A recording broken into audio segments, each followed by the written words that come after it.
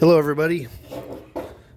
This is the video lesson for Thursday, the 19th.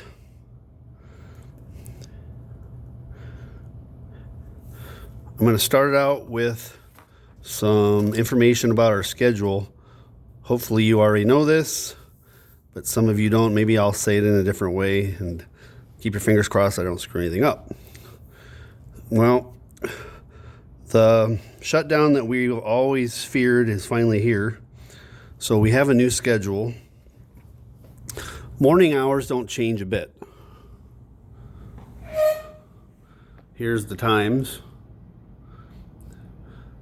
There's a really long lunch break so that the buses can haul lunches all over the place so that people can get food. Okay? So that means hours 4, 5, 6, and 7 go later than you're used to. Everything's still 28-minute class periods. Okay? So this is all available online. All right, the next thing you need to know is how we're doing attendance. So the model we're using is called hybrid distance. This is not what we suffered through fourth quarter last spring. This is not that. Thank goodness. Everybody hated it. Okay? This should be fairly similar to what we're doing now. I'm even going to teach most of the days here in my classroom. I mean, my videos will be filmed here. All right. Here's the thing. A-Day kids, you will have to, you're required to. Every teacher is required to do this, but they can do it in their own way. We have to do attendance by Google Meet on the days that you would have been in the building with us in person. Okay? So, in-person days, which would be Monday and Wednesday. For this class, for science, you have to sign in to the Google Meet and say hi. You don't have to have your camera on, but you have to be there. Okay? I have to acknowledge your presence and check you off that you were there. Okay? This is designed so that you don't fall into the temptation of just vanishing. Okay? In person, Monday and Wednesday, check in first 5 minutes.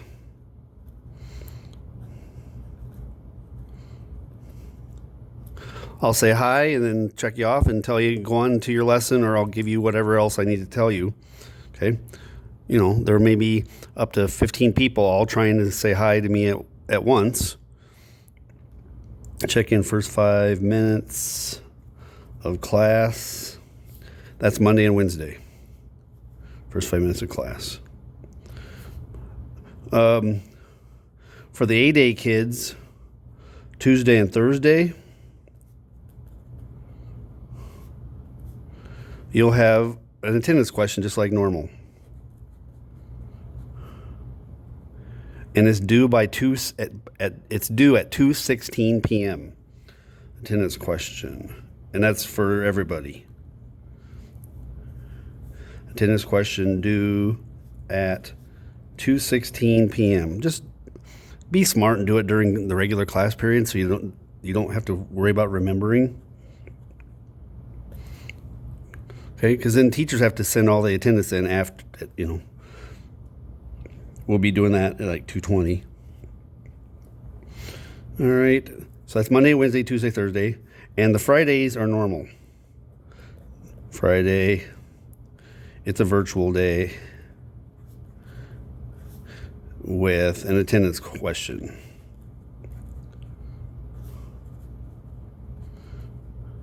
Okay, Fridays, the lessons can be up to 28 minutes long. 28-minute lesson. On the other days, the limit's going to be 23 minutes because I'll have spent the first 5 minutes saying hi to people doing attendance. Okay, so I'm going to draw a line in here. 23-minute lesson limit.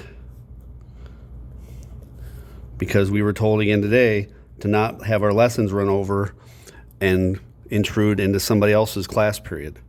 Okay? And I had never done that. I got close a couple times, but I never ran long. All right. So B-Day kids. In person. They are in person Tuesday and Thursday. And they had to check in by Google Meet. Check in first 5 minutes of class. All right, Google Meet. I'm going to re-emphasize, you don't have to have the camera on. Some people, this freaks them out. Okay, Google Meet. Camera can be off. I'm going to write that up here too, Google Meet. Camera, you can leave it on if you want. Say hi to me, wave to me, so show me something. Okay. Now, we can also meet in private, and you can like get help from me. I can harass you about something you're missing. You could, on Google Meet, you could just show me the notes you took or whatever, that kind of stuff. Okay. All right. So B-Day in person Tuesday, Thursday. That means for Monday and Wednesday, that'd be virtual. Virtual.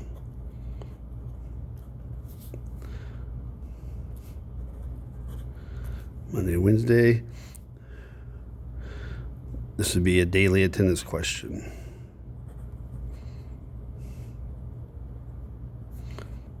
I know this is really exciting. And that is due by 2:16 p.m.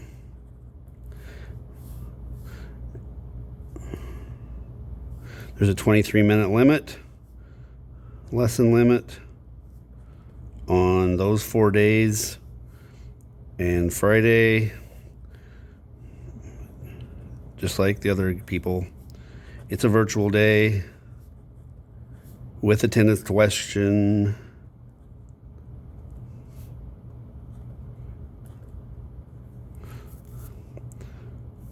"28-minute lesson." And that's due at 2:16 p.m.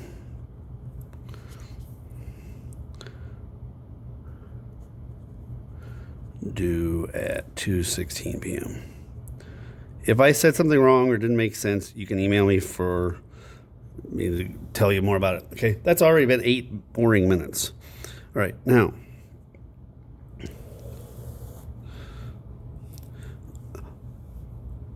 it's time for me to pull together 3 different things so they all begin to make sense.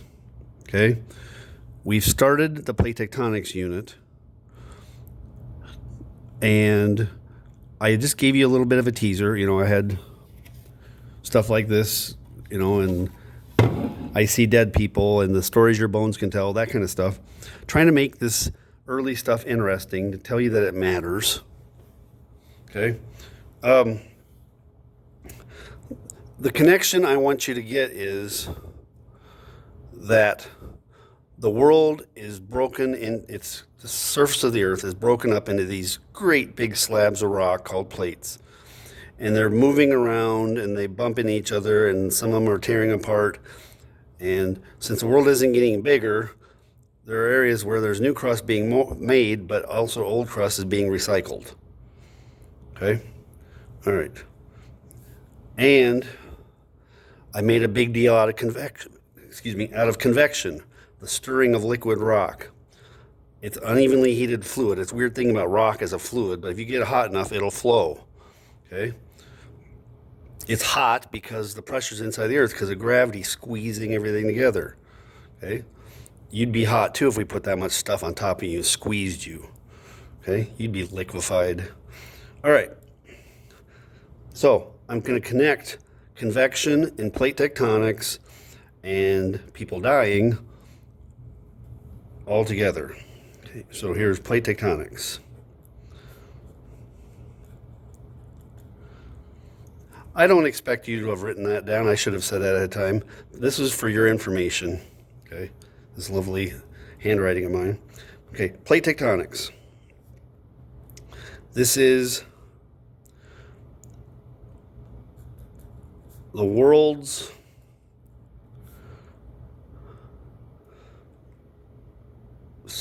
several dozen slabs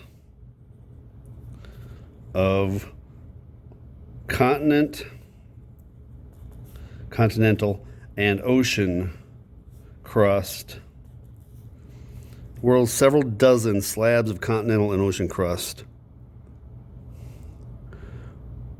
riding on top of convection cells.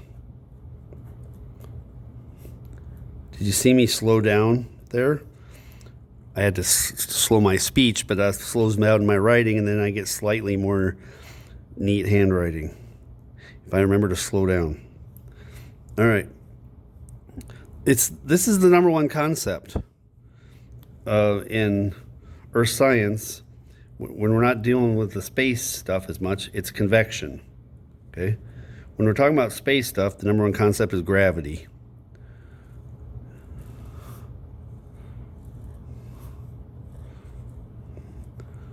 Okay, I'm going to pick this one's going to go this way. That means this neighbor goes the opposite direction. And this one goes the opposite direction.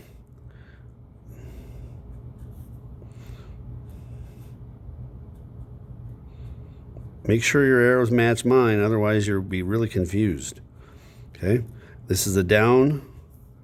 Those two are pulling stuff down. These two are pulling stuff up. This will be down. This will be up. There's a lot of arrows there. And the continents and the ocean crust are riding around on top of that. If there's a collision where two convection cells have pulled stuff together, one of the crusts is going to go down and get melted. It's really hot down inside the earth. Other places, the magma is going to try to get out. Okay? All right. Now, I'm already at 13 minutes? Okay.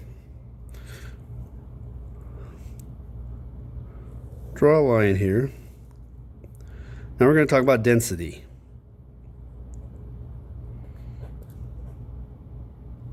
Okay? Density, I'm going to give you just several different examples. One of the things I'm good at is explaining things more than one way. Here's the basic idea of density. It's very important, okay? It's how much stuff is in how much space.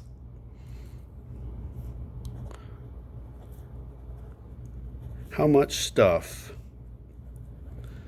is in how much space.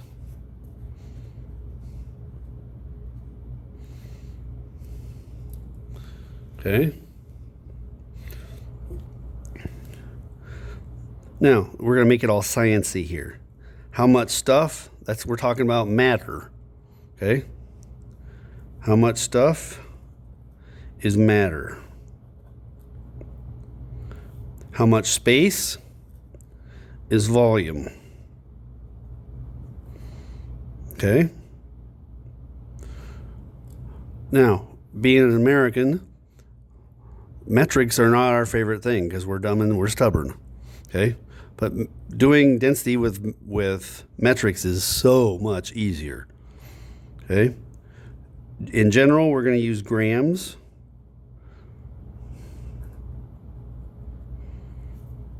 And for volume, we're going to use milliliters or liters, depending on how big an area we're talking about. Okay? Grams and milliliters are going to be quite common. Okay. Now, I've got a short, it's like less than 4-minute video for you to watch. And we're just going to watch YouTube on YouTube.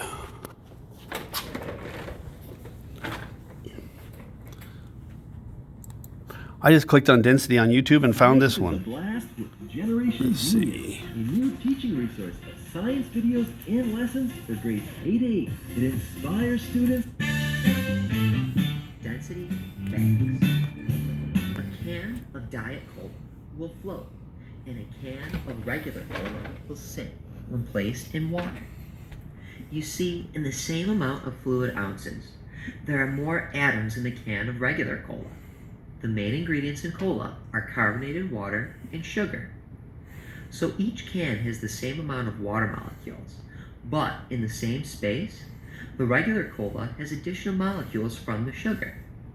Putting more atoms in the water forces the molecules. It's more crowded in that can, making the cola sink. Hot air balloons fly because of density.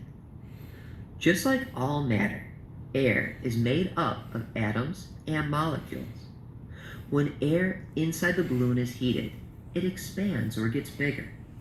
So compared to the air around the balloon, the atoms inside have more room to move around and as a result are not as tightly packed together. The air inside the balloon is less dense than the surrounding air, and the balloon becomes buoyant. When it's time to land, the pilot stops heating the air, and as it cools, it contracts to match the density of the surrounding air. The effects of gravity go to work and bring the balloon down to Earth. If an object is cut in half, its density remains the same.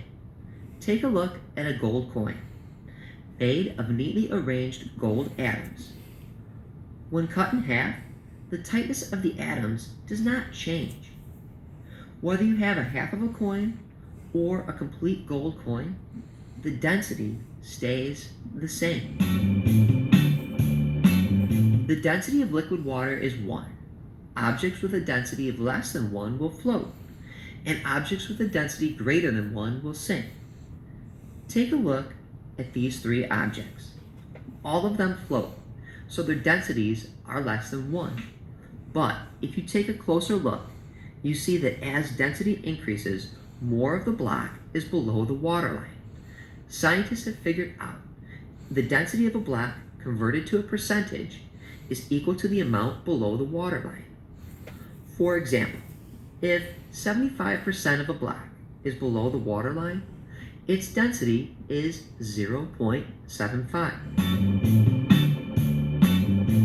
Ice floats because of density. When water freezes, it expands. Just like the expanding air in the hot air balloon, water molecules in expanding ice spread further apart. The atoms in ice are not as tightly packed together as they are in the liquid phase. If we observe an iceberg, notice about 92% of the iceberg is below the waterline. This means that the density of ice is 0.92. Density facts. To learn how to measure the density. All right, we're at 19 minutes already. I thought that was a nice little video, kind of an introduction. Okay, we're going to go another page here, and we're not going to go much longer. All right. So density. What we're looking at is how closely packed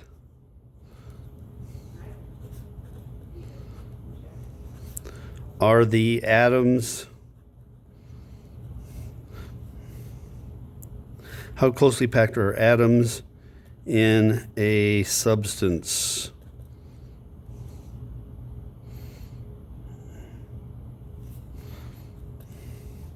All right, let me see if I can get you to wrap your head around density in a different way.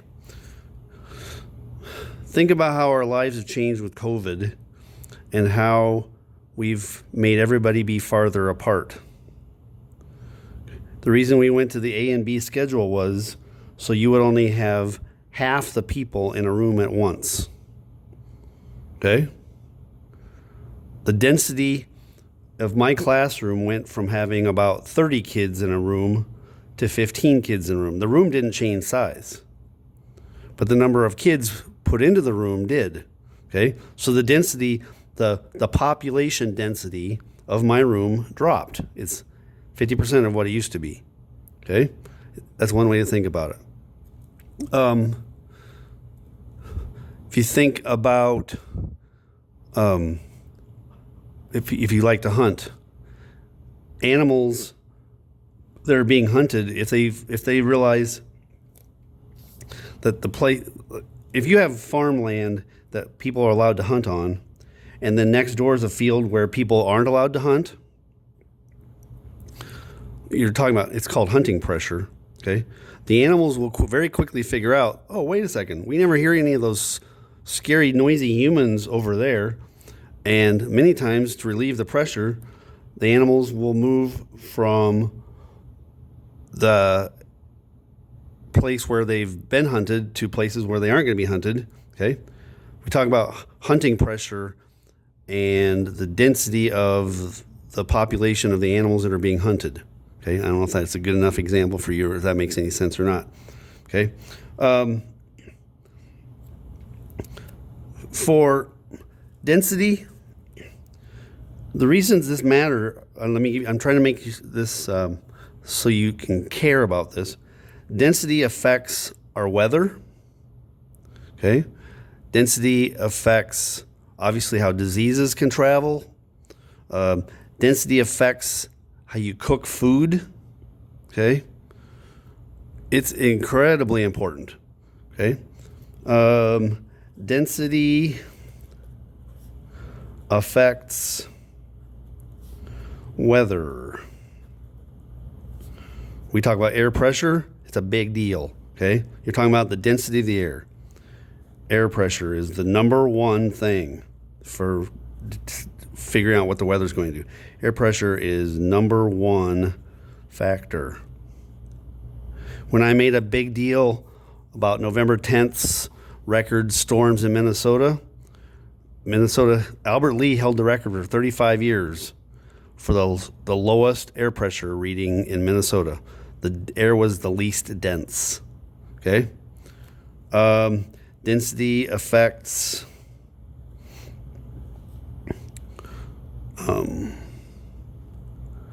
substances. Okay. I should give you a good example that I'm drawing a blank right off the top of my head. Air pressure.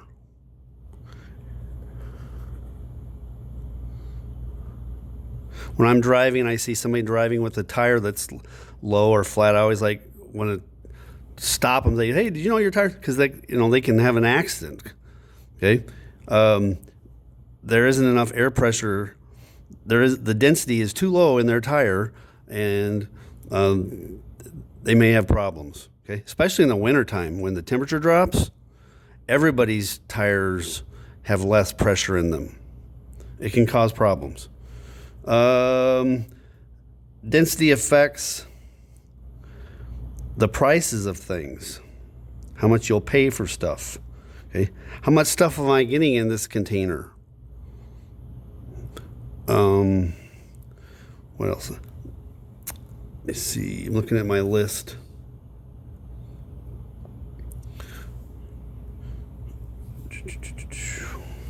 We're about done. That's 24 minutes. I'm going to stop right there. I went too long.